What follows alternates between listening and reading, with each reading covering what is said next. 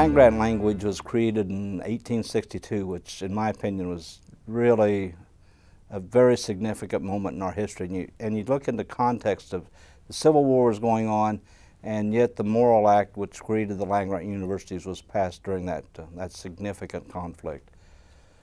Basically, if you look prior to the land-grant, the higher education that was available was pretty much from for the white-collar folks. And for the common, ordinary person, particularly the farm laborer or the person that's working in some industrial setting, higher education really wasn't something that they felt was possible. Yet the land-grant created these wonderful colleges and universities across the country to give every person an opportunity to have higher education. So that was a very significant moment in our history in terms of creating the land-grants.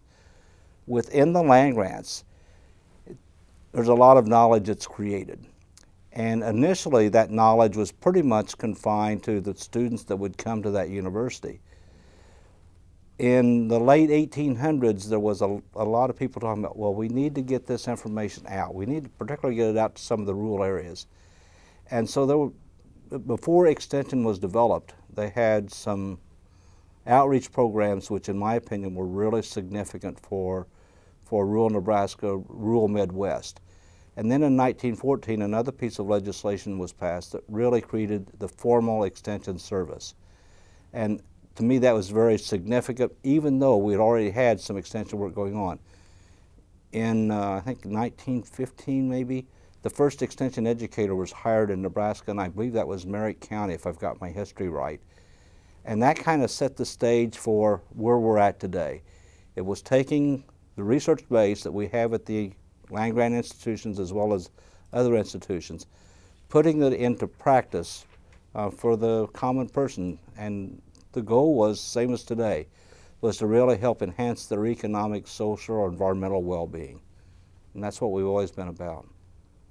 One of the things that Extension is really good at, I think, is if you look at our Extension faculty, we have the Extension educator, but we also have what we call Extension specialists. Most of the specialists, particularly in Nebraska, but across the Midwest, also carry a joint appointment. And that joint appointment is often with the research divisions. So not only is Extension developing and delivering the educational program, they're involved in the research that forms the foundation of that educational program. And so if you come back to something like food, or food quality, or food scarcity, Extension is not only leading the educational program, but we're involved in the research trying to develop part of the answers. And to me, that's really what makes Extension so unique. I've had the opportunity to look at Extension in some of the other countries, and one of the things that often happens is Extension in those countries often are associated with the Department of Agriculture. That's not bad, but the piece they're missing is the direct connection to the research arena.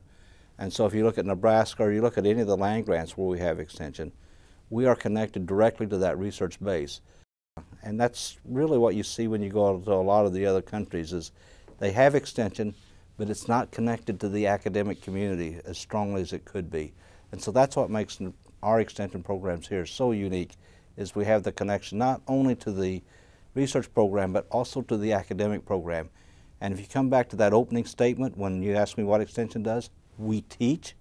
Some of the best teachers that we have access to are actually have Extension backgrounds because they have some innate ability, in my opinion, to really reach out and help engage that person, the learner, help engage them in the conversation.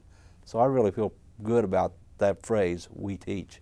Having our faculty involved in research, involved in an academic setting, I think is very significant because it, in some sense, it keeps us at the cutting edge of what the knowledge level is.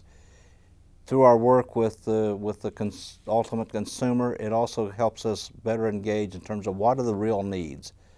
And we can work between the research community and the consumer and try to articulate their needs into what might be the next research program, and then we can build on that research base to develop our next educational program.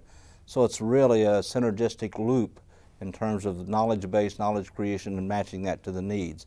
it has been really an honor to work at Nebraska, both as a specialist and then in Extension administration. We have a lot of really good faculty, we have a lot of good people,